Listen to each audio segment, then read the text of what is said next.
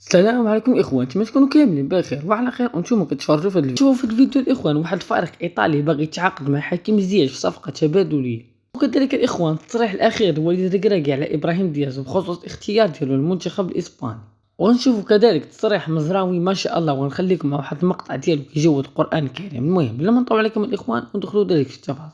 ونبداو الاخوان بحكيم زياش، بحيث يقترب حكيم زياش لاعب تشيلسي الانجليزي من الدوري الايطالي مره اخرى، وهاد المرة اسم ديالو مطروح في منافسة سيري اي وبالضبط فريق نابولي. وحسب الإخوان الصحيفة كالتشيو نابولي، فإن إدارة تشيلسي كترغب في ضم مهاجم نابولي المكسيكي هيرفي لوزارو بشرط أن ينتقل حكيم زياش لصفوف الفريق الإيطالي مع دفع قيمة مالية سيتم الاتفاق عليها بالتراضي بين الفريقين. وبالنسبة لفريق تشيلسي الإخوان، فغادي يسرح حوالي 11 لاعب في الصيف المقبل من ضمنهم زياش.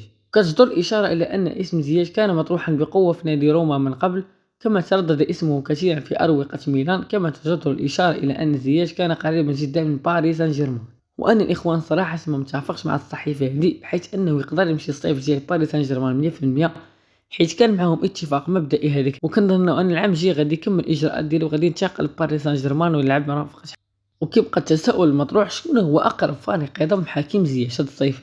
ندوز الإخوان لعند وليد الركراكي إبراهيم دياز، حيث أن تحدث وليد الركراكي مدرب منتخب المغرب عن اختيارات لاعبين أصحاب الجنسيات المختلفة لتمثيل البلد على حساب. وقال الركراكي في تصريحات أبرزتها صحيفة سبورت إسبانيا: اختيار بلد على حساب آخر لا يعني فشلا اجتماعيا، لكنه مجرد تعبير عن الشعور. أضاف مدرب أسود أطلس: قرار إميريك لابورت باللعب مع إسبانيا ليس إخفاقا لفرنسا، وأعتقد أن لديه الجودة ليكون في نهائي كأس العالم. ربما لديه شعور أكبر تجاه الماتادور من خلال التدريب هنا. لاحظ قال: لماذا لم يكن مبابي قادرا على اللعب مع الكاميرون أو الجزائر، وبدلا من ذلك اختار فرنسا؟